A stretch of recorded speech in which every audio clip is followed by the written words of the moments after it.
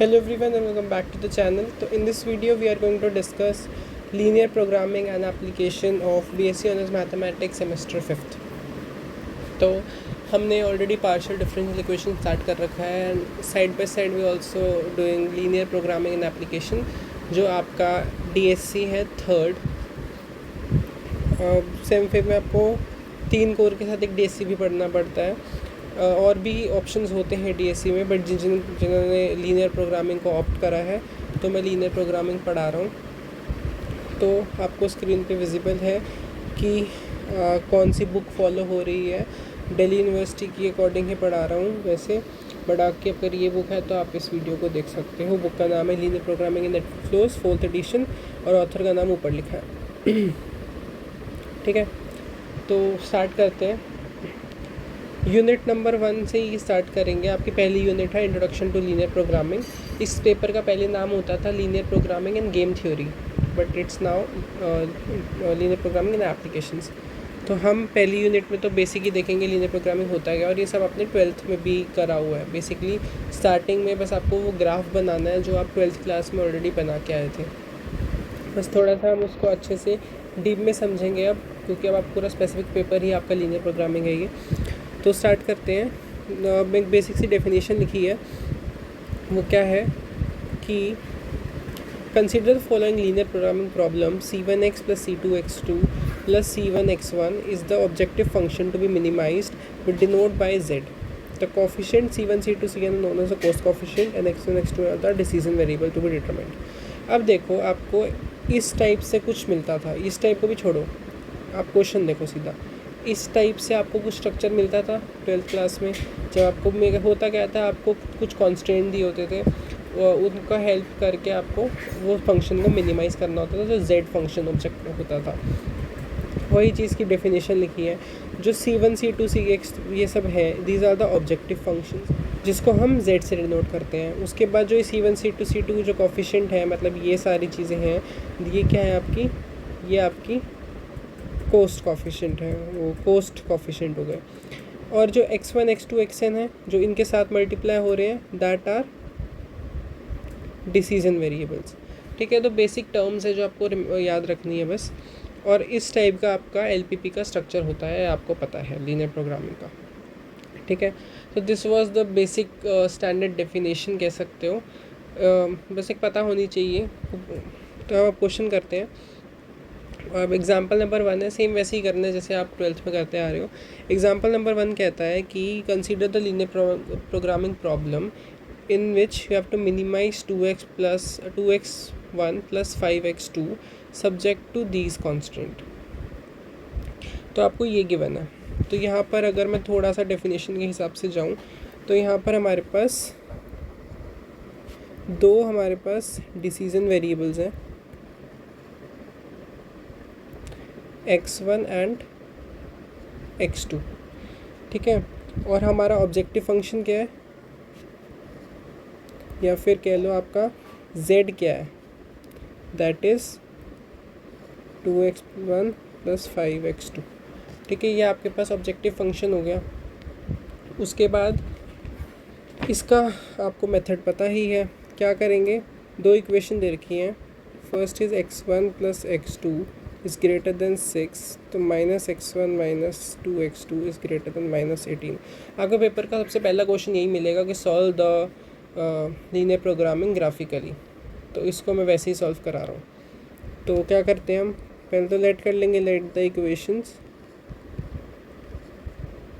b = 0। तो x1 + x2 equal to 0 नहीं, equal रखनी है हमने, इक्वल। तो equal to 6 - x1 - 2x2 equal to -18। फिर क्या करोगे, ग्राफ प्लॉट करने के लिए दोनों में वैल्यूज़ पुट करोगे। तो इसको फर्स्ट मान लो, इसको सेकंड मान लो। सो इन इक्वेशन फर्स्ट क्या होगा, 2 वेरिएबल्स हैं x1 x2। जब x1 0 पुट करा तो x2 आ गया 6, x2 0 पुट करा तो x1 आ गया 6। ऐसे ही इन इक्वेशन 2 यहाँ पर देखो x1 x2, अगर x1 को 0 पुट करोगे तो हमारे पास यहाँ -18 है ना, -18 है, तो क्या आ जाएगा, इसको 0 पुट करा, वो वहाँ गया तो आपके पास 9 आ जाएगा। ऐसे ही इसको 0 पुट करोगे तो आपके पास वो आ जाएगा 18। ठीक है, आपको इसका ग्राफ बनाना है। थोड़ा सा हमारे पास ये दो इक्वेशन हमने निकाल ली, अब इसका ग्राफ बनाते हैं। है स्पेस का, मैं तो इसे नेक्स्ट पे बना रहा हूँ। ये दो है, इसको एक बार इसको उठा के रख लेते हैं ताकि हमारे को थोड़ा पास दिख जाए। इसको नीचे रख देते हैं। ठीक है, अब देखो, आपको जाना है 18 तक मैक्स और इसको जाना है 6 तक मैक्स। 18 वहाँ 9, ठीक है ना। तो इसको एक बार करते हैं, यहाँ पर हो जाएगा, पेन चेंज कर लेते हैं, 2 की टेबल ही ले रहा हूँ मैं। 8, 10, 12, 14, 16 और ये 18। तो हमारे पास ये आ गया। अब इसके बाद क्या करेंगे, यहाँ पर भी कर लेते हैं, 2, 4, 8।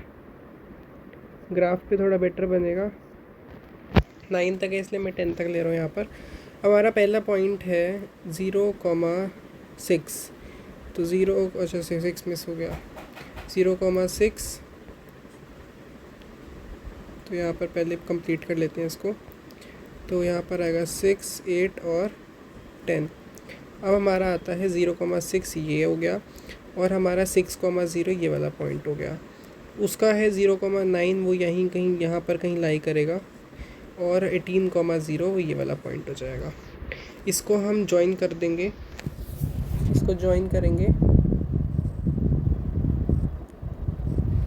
ठीक है, ऐसे ही इसको ज्वाइन कर देंगे।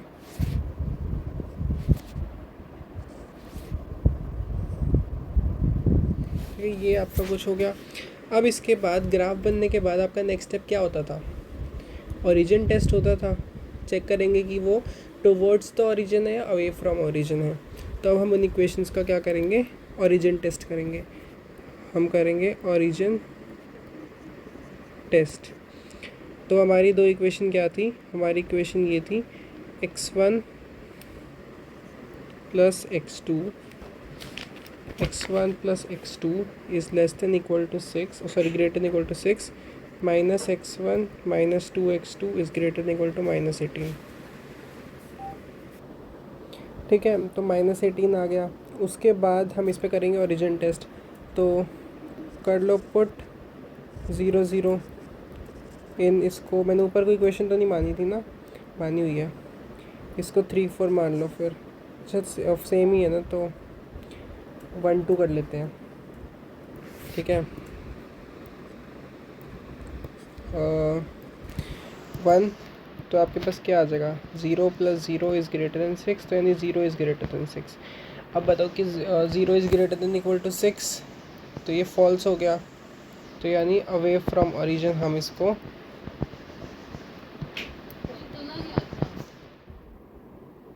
अवे फ्रॉम ओरिजिन हो गया। ऐसे ही कर लो दूसरे वाला।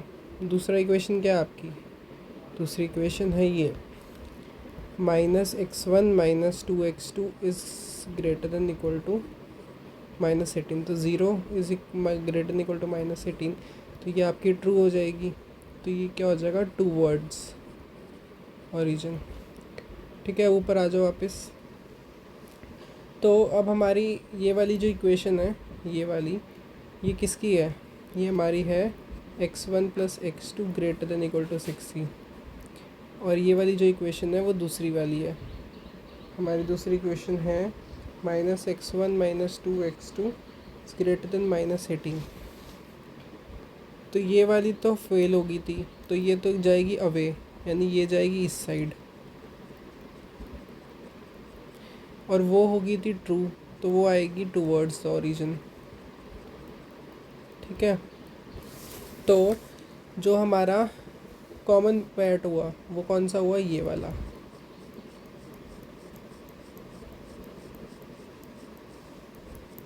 ठीक है, तो ये हमारा ग्राफ हो गया।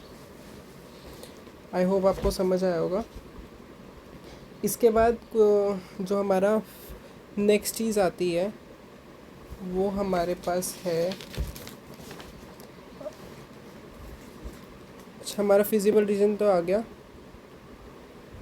उसके बाद हम इसके कॉर्नर पॉइंट्स देखेंगे और जहाँ पर ये कट कर रहे हैं, क्योंकि हमें इसका वो भी तो निकालना है ना, ऑब्जेक्ट मिनिमाइज कहाँ पर हो रहा है ये बताना है। तो अब वही चीज़ है।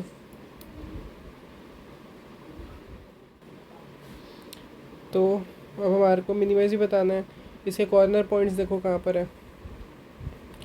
तो एक तो ये वाला पॉइंट हो जाएगा, यही 4 पॉइंट्स दे रखे हैं आपको जो आपने निकाले हैं, वही आपको उसमें देखने हैं, क्योंकि यहाँ ग्राफ से आपको पता चल रहा है कि यही 4 पॉइंट्स हैं, ठीक है, जो फिजिबल रीजन के अंदर आ रहे हैं।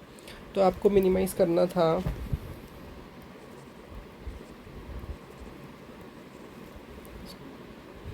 आपको मिनिमाइज़ करना था 2x1 प्लस 5x2 को, है ना। तो इसमें अब आप वैल्यूज पुट कर दो। आपके पास है 0,6। यहाँ मैं आपको बॉक्स उससे बता देता हूँ डायरेक्टली। यहाँ पर आपके पास अगर आप 0,6 पुट करोगे तो देखो क्या आएगा, आपके पास क्या आ जाएगा, 30 आ जाएगा। अगर आप 6,0 पुट करोगे तो आपके पास 12 आ जाएगा। और क्या पॉइंट्स थे आपके पास, आपके पास पॉइंट है 0,9, 0,9 और 18,0। इसमें आप पुट करो, आपके पास यहाँ आ जाएगा 45 और 18,0 आपके पास आ जाएगा 36, और 36 और 0 वहाँ पर हो जाएगा, 36 आ जाएगा। एंड आपको करना था मिनिमाइज़। तो कौन सी वैल्यू है सबसे कम, ये वाली। तो ये आपका मिनिमाइज़ हो जाएगा एट 6,0, ठीक है। तो आपको अब आई होप आपको समझ आ गया होगा। This was your example number 1.1 and the basic intro for LPP हमने जो आज स्टार्ट करा। इस इन द नेक्स्ट वीडियो हम डिस्कस करेंगे इसके कुछ चीज़ें हैं आगे। नेक्स्ट आपका जो सेकंड वाला चैप्टर है उसमें आपने देखना है जो इनके फिजिबल रीजन है उसके किस टाइप के सॉल्यूशंस आते हैं, वो हम नेक्स्ट वीडियो में करेंगे। उसके बाद एक कन्वेक्स वाला पार्ट है, वो तो हमारा एक स्टार्टिंग का जो एक होता है ना कि कोई पेपर में जो पहला क्वेश्चन आता है वो वाला डन हो जाएगा। अगर आपके 15 मार्क्स का जो एक क्वेश्चन है वो डन हो जाएगा। उसके बाद हम आगे कंटिन्यू करेंगे। So thank you.